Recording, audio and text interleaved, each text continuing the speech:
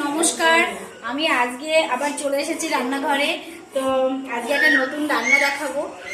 তো সেটা আমি দেখাচ্ছি তোমাদেরকে। আর আমি কালকে চলে যাব, যেহেতু আজকে সন্ধ্যাবেলা দাদারা আমার কাছে এটা খেতে চাইলো, তো সেই জন্য আমি এটা করছি, তোমাদেরকে দেখাবো। তোমরা এই রান্নাগুলো আগেও দেখেছো, আমি কিভাবে করি সেটা তোমাদেরকে দেখাবো।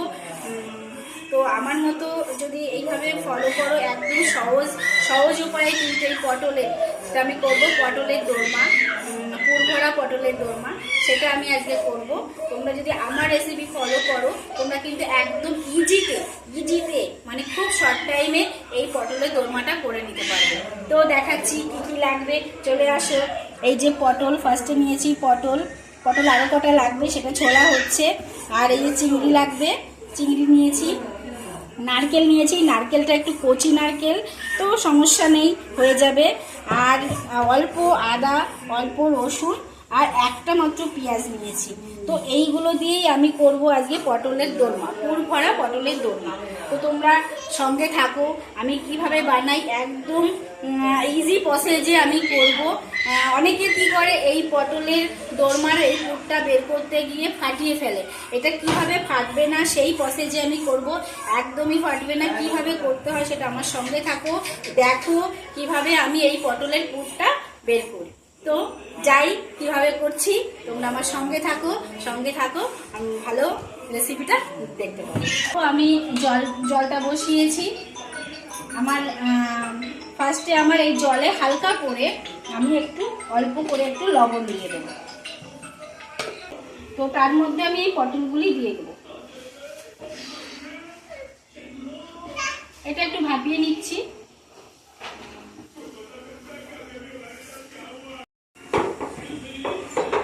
তো একটু ঢাকা দিয়ে রাখলাম।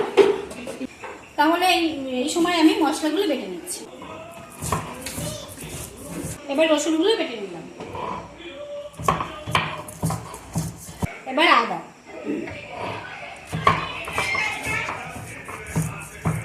লঙ্কা বেটে নিলাম।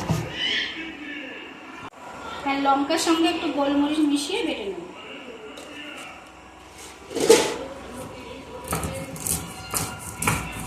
তো আমি গ্যাসটা বন্ধ করে দিলাম। বেশি না, মানে তুমি 50% মতো সিদ্ধ করতে হবে। তো 50% মতো আমার সিদ্ধ হয়ে গেছে, আমি এখন গ্যাসটা বন্ধ করে দেব।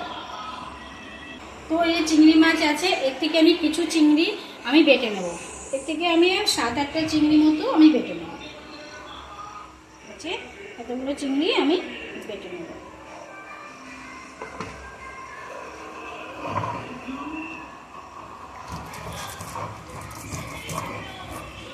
পটলগুলো নামিয়ে নিচ্ছি। তো আমি এই চিংড়ি মাছগুলি আমি একটু কুচি করে নেব।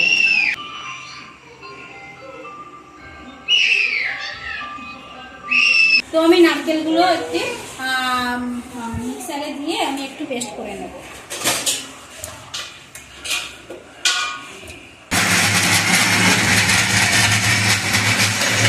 যেহেতু আমি পটলের পটল করবো, তো সেই জন্য আমার ভিতরের অংশটা বের করতে হবে।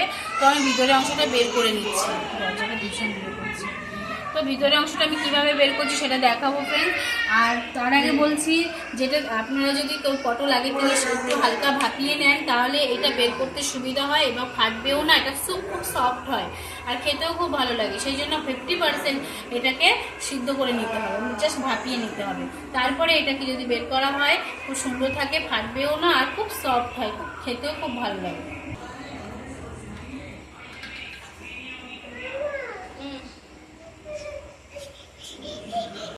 পটলের যে ভেতরের অংশগুলো আমার সব কিছু বের করা হয়ে গেছে। তো কড়াইতে আমি তেল দিয়ে দিলাম।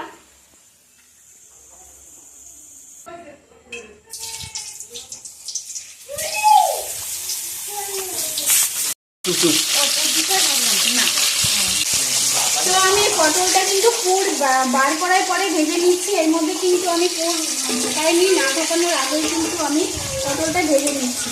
কারণ যদি আমি পুরটা আগে ঢুকিয়ে ভাজি, তাহলে অনেক সময় কি হয়, ওই পুরটা তেলের সঙ্গে মিশে যায়, খুব সমস্যা হয়, তো বেরিয়েও যায়। তো আমি এখন ভাজছি, তারপরে কিন্তু আমি পুরটা ঢোকাবো। তো আমি পটলগুলো আমার ভাজা হয়ে গেছে, আমি ওই তেলেই আমি পুরটা করে নেব। তো আমি ওই তেলটাই আমি পুরটা করে নিচ্ছি। তো ফার্স্টে আমি কি করব, ফার্স্টে আমি চিংড়ি মাছগুলো দিয়ে দিলাম।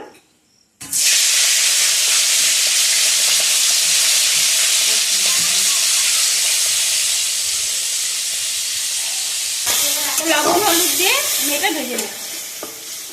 তো আমি এবার ওর ভিতরে নারকেলটা দিয়ে দেবো।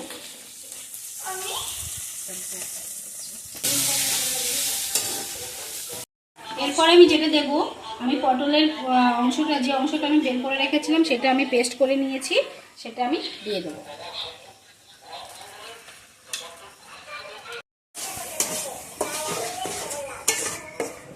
পুরটা রেডি হয়ে গেছে, আমি এখন পটলের মধ্যে আমি পুরটা ভরে নেব।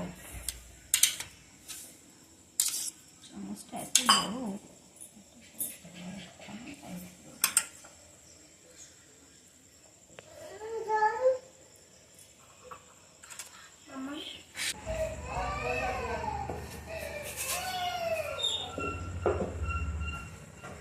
ভরা হয়ে গেছে, এবার পটলের মুখটা আমি আটা দিয়ে বন্ধ করে দেবো।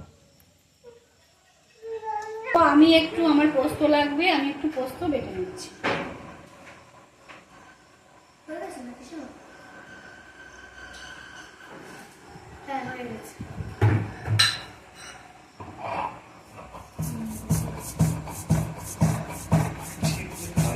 তো আমি ফিরে এলাম এবার মূল রান্নায়। তো ফার্স্টে আমি দিয়ে দিলাম সাদা তেল।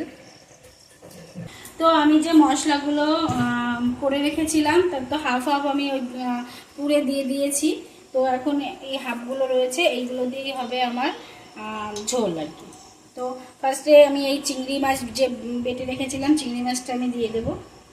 ফার্স্টে আমি চিংড়ি মাছ বাটাটা দিয়ে দেবো।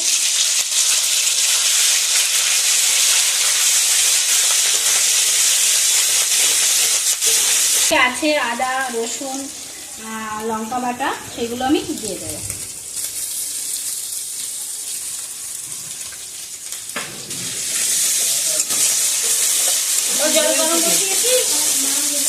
পুরের যে পুরটা করা ছিল আর কি, সেইটা একটুখানি আমার বেঁচে গেছে, সেইটা আমি এর ভিতরে দিয়ে দেবো।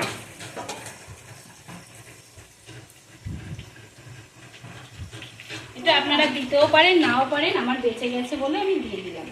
যেটা খুব টেস্টি জিনিস, ভালো লাগবে। তো আমি পোস্তটা এবার দিয়ে দেবো।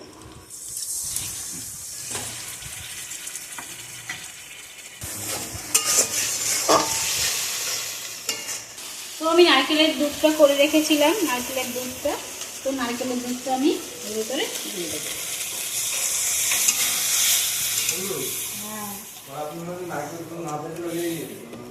হ্যাঁ, আপনাদের কাছে যদি নারকেলের দুধ না থাকে তাহলে কিন্তু আমুল দুধ দিয়েও করতে পারেন। আমুল দুধ দিয়েও কিন্তু খুব সুন্দর লাগে, খুব ভালো লাগে। আমুল দুধ দিয়েও করতে পারেন। তো নারকেল যদি না থাকে অবশ্যই আপনারা নারকেল দুধ আমুল দুধ দিয়ে করে খাবেন, খুব সুন্দর লাগে। খুব বেশি ঝাল লাগে না, হালকা ঝালই ভালো লাগে। তো আমি, আমার মনে হলো একটু ঝাল দরকার, তো আমি সেই জন্য একটু কাঁচা লঙ্কা হালকা চিড়ে দিয়ে দিচ্ছি, যারা আসতে প্রয়োজন সে খাবে। তো এরপর এর মধ্যে আমি পটলগুলো দিয়ে দেবো, আর বেশিক্ষণ টাইম লাগবে না, হয়েই গেছে। এগুলো কিন্তু আটা দিয়ে বন্ধ করা আছে, আপনারা কিন্তু আটা দিয়ে অবশ্যই বন্ধ করে নেবেন। তো পটলগুলো তো সিদ্ধ করা ভাজা আছেই, বেশি একটা জাল লাগবে না।